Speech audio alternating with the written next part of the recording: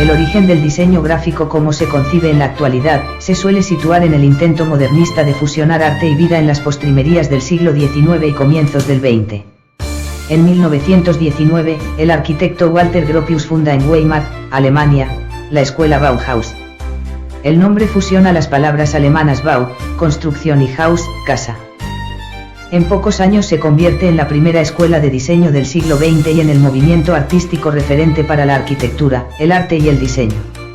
Nacida de la unión de la Escuela de Bellas Artes con la Escuela de Artes y Oficios, se incorpora a los movimientos vanguardistas de enorme influencia en los ámbitos culturales que siguen a la Primera Guerra Mundial. El movimiento Bauhaus trata de unir todas las artes estableciendo un modelo estético para cualquier ámbito de la vida cotidiana. Por primera vez el diseño industrial y gráfico se considera profesión, estableciéndose las bases normativas y los fundamentos académicos hoy vigentes. La Bauhaus es sinónimo de modernidad, de colores primarios, de nuevas concepciones del espacio y de la forma, y de integración de las artes. Al mismo tiempo que en Alemania crece la Bauhaus, en Francia y otros países se desarrolla el Art Deco, que destaca los trazos simples y rectilíneos en armonía con una estética plana. El estallido de la Gran Guerra estimula esta deriva artística. La Primera Guerra significa la transición, el punto de inflexión entre el antes y el después en la historia del diseño gráfico. El fauvismo aporta su manera de emplear el color, y la necesidad perentoria de los gobiernos por movilizar y manipular a las masas, la motivación. La conjunción de ambas fuerzas queda reflejada en los carteles de guerra, políticos o de propaganda, de la época. Otra aportación importante en este terreno se debe a los rusos y a su empleo de las bases gráficas del constructivismo que con sus imágenes y bloques sólidos de color, animan a la revolución. Se ha definido el concepto de propaganda, como la expresión de una opinión o una acción por individuos o grupos, deliberadamente orientada a influir en opiniones o acciones de otros dirigidas a unos fines determinados por medio de manipulaciones psicológicas. A este conjunto de actividades de propaganda de guerra se la denomina también guerra psicológica, entendida como uso planificado de acciones orientadas a generar opiniones, emociones, actitudes y comportamientos en grupos extranjeros, enemigos, neutrales y amigos, que apoyen los fines y objetivos perseguidos.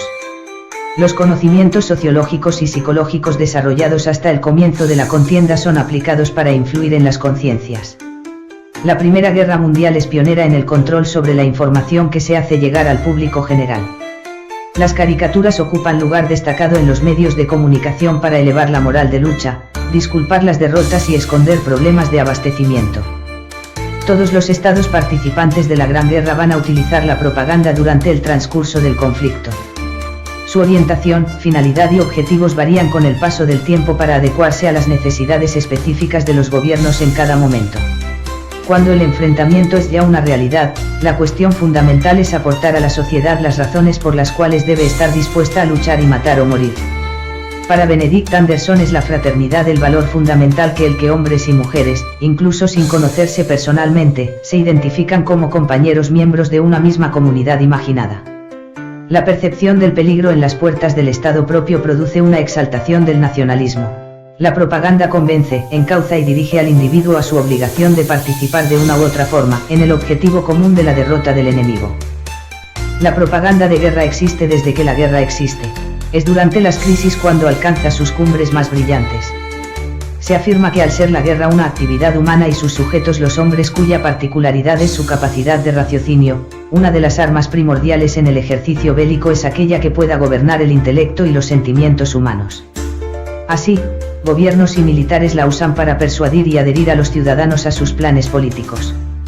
Fotografías reales y trucadas, y panfletos de toda clase, muestran en ambos bandos casas quemadas, mujeres violadas o niños descuartizados, suscitando un odio generalizado contra el bando oponente, a la vez que sirven de reclamo y llamada a la intervención de países neutrales. En general, los aliados van a presentar a los imperios centrales como países sin libertades, imbuidos de militarismo y cesarismo. Ellos, en cambio, son esforzados cruzados que luchan por la igualdad y la democracia. Los alemanes, que no pueden condenar valores basados en las libertades públicas, describen el sistema democrático como un caduco parlamentarismo de abogados que olvida en una maraña de discusiones infructuosas los deseos y necesidades del pueblo. La libertad alemana es entendida en el sentido de entrega del individuo a la sociedad, lo que justifica la exigencia de valores autoritarios como el cumplimiento del deber, el orden y la disciplina. Entre los recursos desarrollados se encuentran las octavillas y panfletos incluidas en diarios o arrojadas masivamente sobre amigos o enemigos por diferentes medios, y las ediciones especiales de los periódicos pensadas para información interior. Pero en los comienzos del siglo XX, los medios de comunicación masivos como la radio o el cine, aún no están lo suficientemente popularizados para ser utilizados con fines propagandísticos. Por eso los estamentos gubernamentales volcaron todos sus esfuerzos en el cartel. Desde finales del siglo XIX los carteles se habían convertido en importante medio de publicidad comercial. Toulouse-Lautrec, Chere, y Mucha, dieron vida y calidad a este medio. La población se había acostumbrado a contemplar grandes anuncios en las vallas, también erigidas para cubrir edificios en ruinas. Algunas imágenes famosas como el yanqui que señala con el dedo índice, se repetirán en la Segunda Guerra Mundial. En general, el cartel bélico diseñado para presentar el mensaje de forma muy visual y comprensible incluso para el sector analfabeto de la nación, puede encuadrarse en una de estas tres categorías: animar al alistamiento, solicitar recursos económicos, o denigrar a los enemigos resaltando sus defectos a la vez que se destacan los valores propios. La propaganda dirigida a la retaguardia subraya la importancia de su sacrificio y esfuerzo para alcanzar la victoria. Igual sentido tiene la que mira al exterior con el objetivo de conseguir nuevos aliados. Fundamental resultó en este sentido, la campaña británica emprendida para hacer entrar a Estados Unidos en el conflicto, cuyo gobierno a su vez, busca por este medio el apoyo de sus ciudadanos hacia la guerra. Las características del enemigo son indispensables para justificar el conflicto. No importa que para demostrar su falta de humanidad haya que mentir. A través de las atrocidades perpetradas por los otros, se provocan emociones en la población, especialmente el miedo, llegando a crear verdaderos histerismos en la opinión pública. Pensando en los emisores de los mensajes y descubierta la existencia de una agencia de propaganda alemana a poco de iniciada la guerra, Gran Bretaña crea su propia oficina de propaganda de guerra con sede en Londres, dirigida por Charles Masterman. El reclutamiento de escritores e intelectuales que apoyen los intereses de Gran Bretaña y difundan sus ideas al resto del mundo, parece tan fundamental como el alistamiento de soldados para el enfrentamiento en los campos de batalla.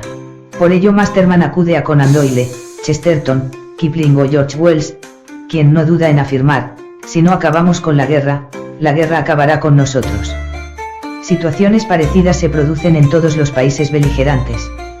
En Rusia, el ejército imperial multiplica por 5 el número de sus efectivos a poco de iniciarse el conflicto, pese a que el auge cartelístico en este país se producirá luego de la Revolución de 1917, con las vanguardias y la nueva estética del realismo socialista orientada hacia el fortalecimiento del sistema de gobierno soviético.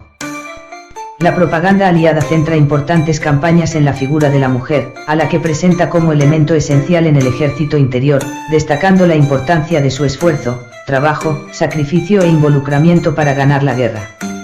Esta incorporación femenina al sistema productivo se constituirá en uno de los mayores cambios sociales consecuentes al conflicto.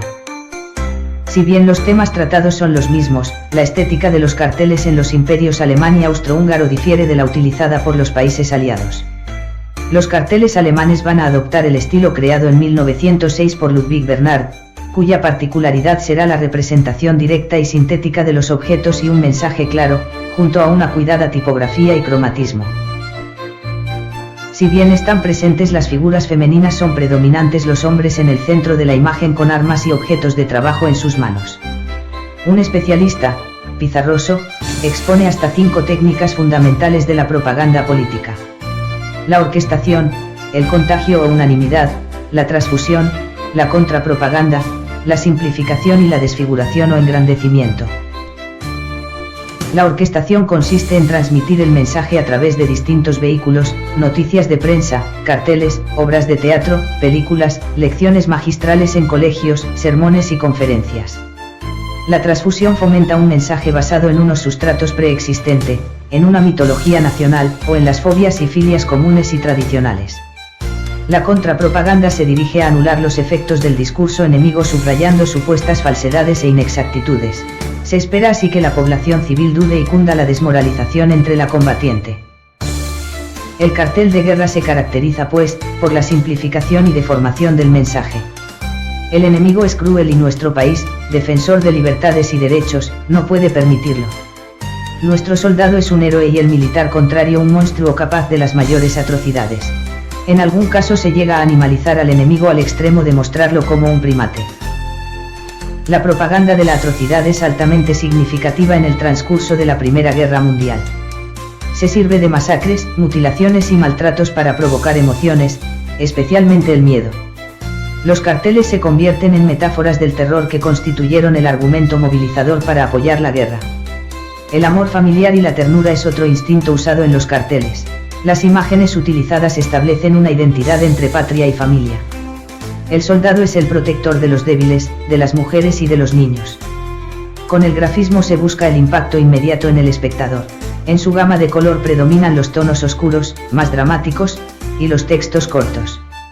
La composición general incluye solo los elementos imprescindibles con objeto de minimizar cualquier riesgo de distracción. En aquellos cuya finalidad es la financiación bélica, el soldado o la víctima se dirige directamente al espectador para solicitar de él la compra de bonos de guerra.